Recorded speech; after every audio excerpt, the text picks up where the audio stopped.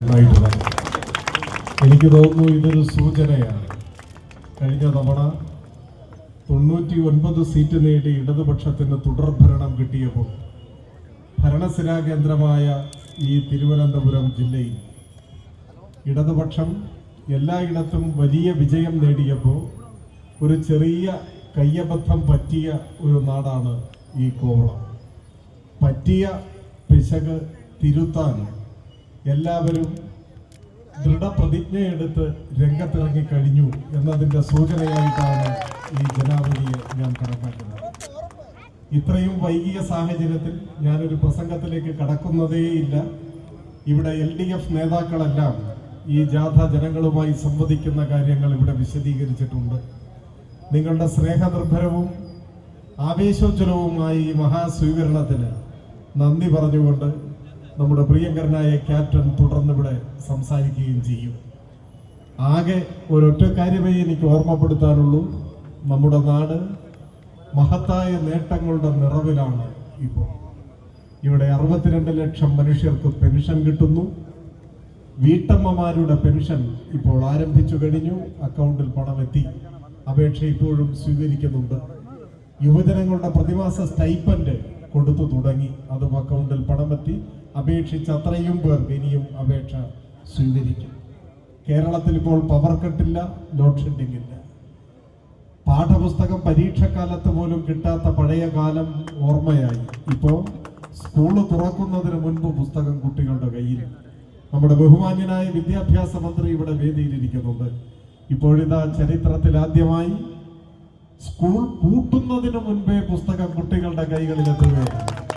ഇതൊരു വിപ്ലവമാണ്. ഇതൊക്കെ കണ്ട് സമനില തെറ്റിയ കോൺഗ്രസിന്റെ മുതിർന്ന ബഹുമാന്യനായ ഒരു നേതാവ് കഴിഞ്ഞ ദിവസം അതിനെതിരായി എന്തൊക്കെയോ അംഗത്വം വിളിച്ചു പറഞ്ഞു. പക്ഷെ ഭാഗ്യവശാൽ വൈകുന്നേരമായപ്പോഴേക്ക് അദ്ദേഹം അതൊക്കെ തിരുത്തിയിട്ടുണ്ട്. പുസ്തകം നേരത്തെ കൊടുക്കുന്നതിൽ എനിക്ക് വിരോധമില്ല എന്നൊക്കെ പറഞ്ഞിരിക്കുന്നു. എതിരാളികളുടെ പോലും കയ്യടി നേടുന്ന മഹത്തായ പ്രവർത്തനങ്ങളാണ് ഇപ്പോൾ കേരളത്തിൽ നടന്നുകൊണ്ടിരിക്കുന്നത്. കേരളത്തിൽ 5 ലക്ഷം വീടില്ലാത്ത കുടുംബങ്ങൾ വീടിന്റെ ഉടമകളായി മാറി.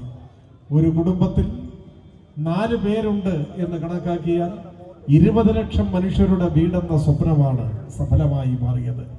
ആശുപത്രികളിൽ വന്ന മാറ്റം, പള്ളിക്കൂടങ്ങളിലുണ്ടായ മാറ്റം, നമ്മുടെ റോഡുകൾ എന്ന് വേണ്ട സമഗ്രവും സർവതല സ്പർശിയുമായ വികസനത്തിന്റെയും പുരോഗതിയുടെയും പാതയിലൂടെയാണ് കേരളം മുൻപോട്ട് പോകുന്നത്.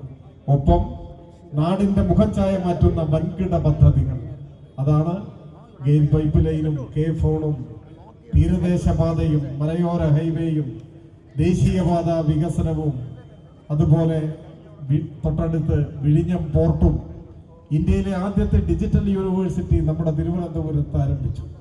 ശ്രീനാരായണ ഗുരുവിന്റെ പേരിൽ ഓപ്പൺ സർവകലാശാല കൊല്ലത്ത്. എല്ലാ മഹത്തായ ചുവടുവയ്പ്പുകളും നടന്ന ഒരു കാലമാണിത്. എനിക്ക് ആകെ അഭ്യർത്ഥിക്കാനുള്ളത് ഈ വികസന കുതിപ്പ്, നാടിന്റെ വികസനം, ജനങ്ങളുടെ ജീവിതത്തിൽ അനുഭവപ്പെടുന്ന ക്ഷേമം, അതാണ് പെൻഷനും മറ്റു കാര്യങ്ങളും എല്ലാം പറഞ്ഞത്. ഇതെല്ലാം പാതി വഴിയിൽ നിലച്ചു പോകരുത്. ഇത് തുടരണം. കേരളത്തെ ഇരുളടഞ്ഞ ഇന്നലകളിലേക്ക് തിരിച്ചു കൊണ്ടുപോകാൻ ഒരു ശക്തിയെയും അനുവദിക്കാൻ പാടില്ല. ഇപ്പോൾ പ്രതിപക്ഷ നേതാവിന്റെ നേതൃത്വത്തിൽ ഒരു ജാഥ ആരംഭിച്ചിട്ടുണ്ട്. ഞാൻ അതിനെക്കുറിച്ചൊന്നും കൂടുതൽ പോകുന്നില്ല. ഏതായാലും ഇന്നലെ ആ ജാഥ 4 ആൾ അറിയാൻ കാരണം എന്താണെന്നുള്ളത് ഇവിടെ ഇരിക്കുന്ന എല്ലാവർക്കും അറിയാം. ഒരാളുടെ കഴുത്തിൽ കുത്തിപ്പിടിക്കുന്നു, ഒരാൾ മറ്റൊരാളെ തള്ളി നീക്കുന്നു, വേറൊരാളെ ചവിട്ടി വീഴ്ത്തുന്നു. ഇതൊക്കെയാണ് ഇപ്പോൾ നടന്നുകൊണ്ടിരിക്കുന്നത്. കോവളത്തെ കോൺഗ്രസ്സുകാർ ഇപ്പോൾ നമ്മളോട് ചോദിക്കുകയാണ്, ഞങ്ങളുടെ നേതാവിനെ ഞങ്ങൾ ചവിട്ടിയാൽ നിങ്ങൾക്ക് എന്താ എന്ന് ചോദിച്ചാൽ നമുക്കൊന്നുമില്ല, നിങ്ങൾ ഇഷ്ടംപോലെ ചവിട്ടിക്കോ.